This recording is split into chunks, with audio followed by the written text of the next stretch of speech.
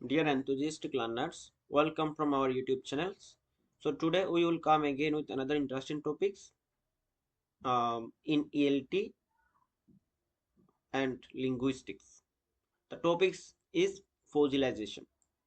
What is fossilization and what is the main characteristics of fossilization?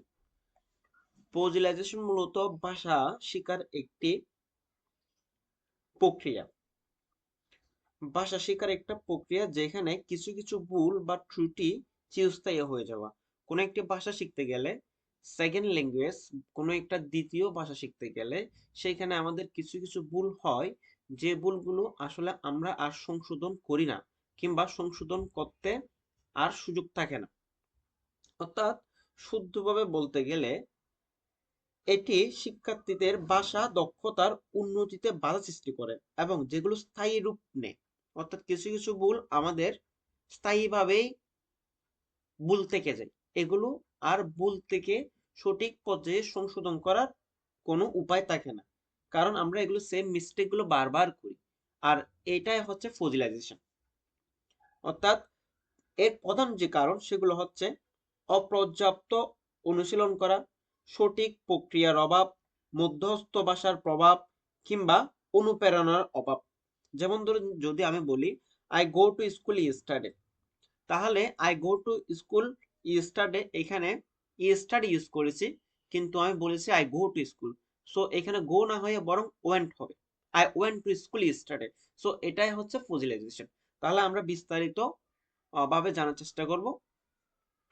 In second language acquisition, fossilization happens when a learner makes mistake in the new language. যখন নতুন একটা ভাষা শিখবে তখন একজন learners কি করবে, মিস্টেকস করবে, and those mistakes become habit, এবং ওই মিস্টেকসটা একটা স্বভাবের রূপান্তর হবে।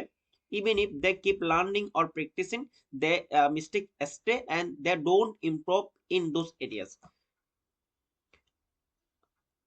A situation where incorrect forms or patterns in a learner's use of second language become fixed. এটা এমন একটা অবস্থা যেখানে সেকেন্ড ল্যাঙ্গুয়েজ শেখার ক্ষেত্রে এ ভুলটা ফিক্সড হয়ে যায় এবং এটা একদম পার্মানেন্ট হয়ে যায়, যেই কারণে আহ, যারা ভাষা শিখেন তারা আর এই ভুল থেকে সংশোধন করে শুদ্ধরূপে কোনো কিছু শিখতে পারেন না। Meaning they no longer improve or change even after extended exposure to the correct language or further instruction. This mean the learner continues to make the same mistake repeatedly and those mistakes become a permanent part of their language. একটা ভুল বারবার করতে করতে এটা একটা permanent বা চিরস্থায়ী ব্যাপার হয়ে যায়, যেখানে আর এই পার্মানেন্ট ভুলটা আমাদের ভুলটাই শুদ্ধ বলে ধরে নিই। Example: a learner of English might always say he don't like apples instead of correct sentence he doesn't like apples. অর্থাৎ আমরা জানি থার্ড পারসন সিঙ্গুলার নাম্বার হলে ডো হবে না, ডাজ হবে, কিন্তু এখানে আমরা পজিলাইজেশনের ভুলের কারণে ডোন্ট লাইক apples ইউজ করছি, কিন্তু হওয়ার কথা he does not like apples.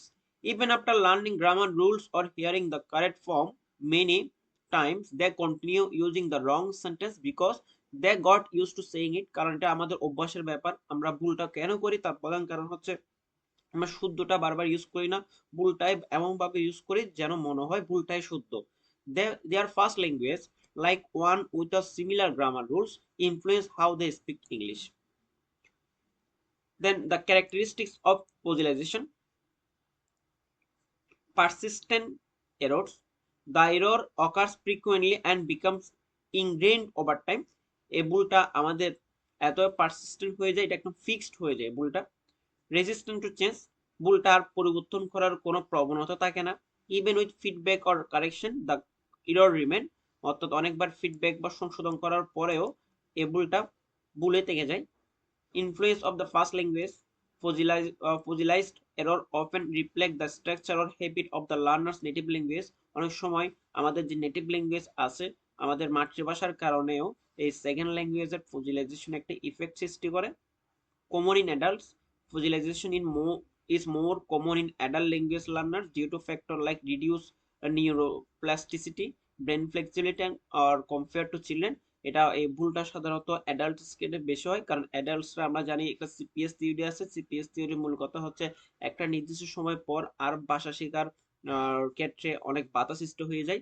সেই কারণে ইয়ংদের তুলনায় অ্যাডাল্টের এই জিনিসটা বেশি হয়, কারণ তারা ভুলটা বলতে বলতে অভ্যস্ত হয়ে যায়।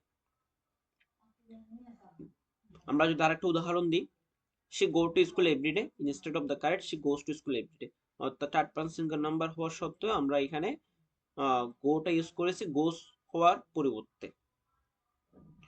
So that's it. So we will come again with another interesting video. Thank you everyone.